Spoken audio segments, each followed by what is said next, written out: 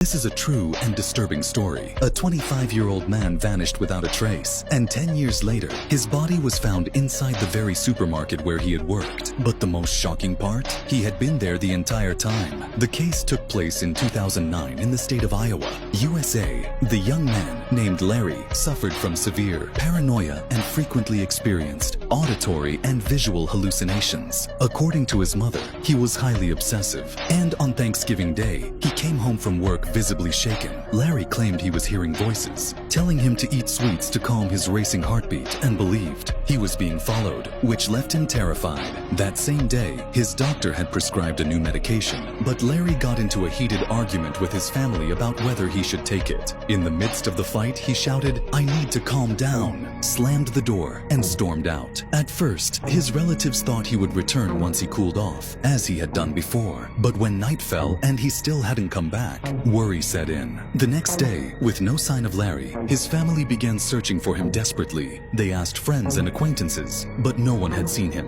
Left with no other options, his parents called the police, who launched an extensive search of the area. Security cameras provided the only solid lead. Larry was last seen wearing a heavy jacket in the parking lot of the supermarket where he worked. After that, his trail vanished completely. Days passed, and with no new clues, his family sank into despair. With no evidence to suggest otherwise, the most widely accepted theory was that, overwhelmed by a psychotic episode, he had taken his own life. For 10 years, that remained the only possible explanation, until one morning, when the police received a chilling call. A demolition crew, dismantling shelves and refrigerators in an abandoned supermarket, had discovered human remains hidden in a narrow gap. The location? The same supermarket where Larry had worked. The store had shut down 3 years earlier due to financial struggles, and the body was in such an advanced state of decomposition that, at first glance, it was impossible to determine identity, age, or even the victim's gender.